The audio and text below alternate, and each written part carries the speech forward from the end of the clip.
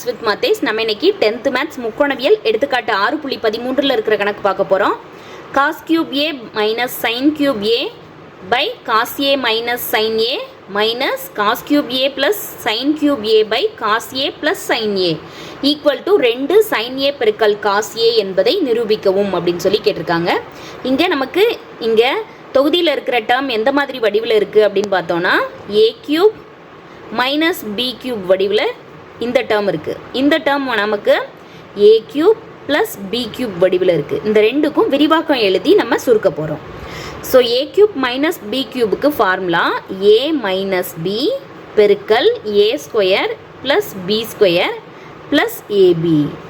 அதே மாதிரி A cube plus B கியூப்க்கு விரிவாக்கம் என்ன அப்படின்னா ஏ ப்ளஸ் பி பெருக்கல் A square plus B square minus AB. So இந்த ரெண்டு ஃபார்முலாவையும் பயன்படுத்தி இந்த ரெண்டு தொகுதிக்கும் விரிவாக்கம் எழுத போகிறோம். ஸோ கொடுக்கப்பட்ட சமன்பாட்டின் இடதுகை பக்கம் எல்ஹெச்எஸ்ஸை எடுத்துக்கிறோம் முதல்ல.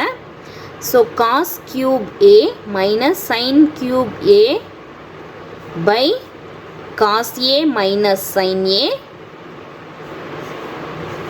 Minus cos cube a plus sin cube a வகுத்தல்ல cos a plus sin a.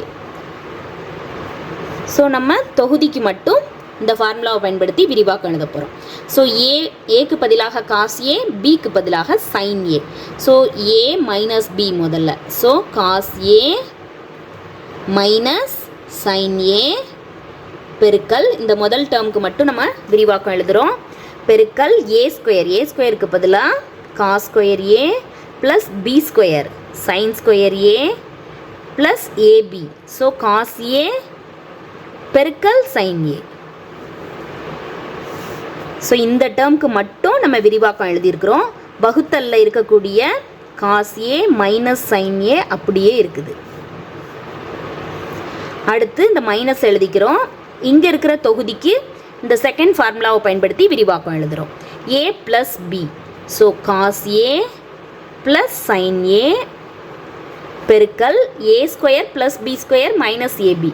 So A ஸ்கொயருக்கு பதிலாக காஸ் ஸ்கொயர் ஏ ப்ளஸ் பி ஸ்கொயருக்கு பதிலாக sine square A minus AB. Cos ஏ பெருக்கல் சைன் ஏ. வகுத்தல்ல இருக்கக்கூடிய cos A plus sine A அப்படியே இருக்குது. ஸோ நமக்கு இங்கே கேன்சல் ஆகக்கூடிய டேர்மை கேன்சல் பண்ணலாம். இங்கே கீழே பார்த்தோன்னா காஸ் ஏ மைனஸ் சைன் ஏ, அதே காஸ் ஏ மைனஸ் சைன் ஏ தொகுதியிலையும் இருக்குது. ஸோ இதுவும் கேன்சல் ஆகிடும். அதே மாதிரி காஸ் ஏ ப்ளஸ் சைன் ஏயும் இந்த காஸ் ஏ ப்ளஸ் சைன் ஏயும் நமக்கு கேன்சல் ஆகிடும். ஸோ மீதி இருக்கிற உறுப்புகளெல்லாம் எடுத்து எழுதலாம். முதல்ல நமக்கு காஸ் ஸ்கொயர் ஏ ப்ளஸ் சைன் ஸ்கொயர் ஏ ப்ளஸ் காஸ் ஏ பெருக்கல் சைன் ஏ.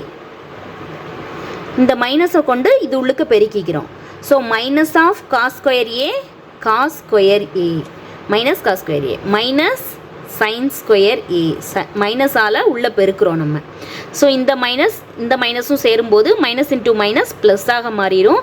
ஸோ ப்ளஸ் காஸ் ஏ பெருக்கல் சைன் ஏ. ஸோ இப்போ நம்ம கேன்சல் ஆகிற டேர்மை கேன்சல் பண்ணிக்கலாம். Cos square A minus cos square A cancel ஆகிடும். Sign square A minus sine square A cancel ஆகிடும். மீதி இருக்கிற ரெண்டு டேர்மும் காஸ் ஏ பெருக்கல் சைன் ஏ காஸ் ஏ பெருக்கல் சைன் ஏ. ஸோ அது ரெண்டு தடவை இருக்குது. ஸோ அதனுடைய கெழு 1. ஸோ அது ரெண்டையும் கூட்டும்போது 2 காஸ் ஏ பெருக்கல் சைன் ஏ. ஸோ நமக்கு கொடுக்கப்பட்ட சமன்பாட்டின் வலதுகை பக்கமாக என்ன கொடுத்துருந்தாங்க 2.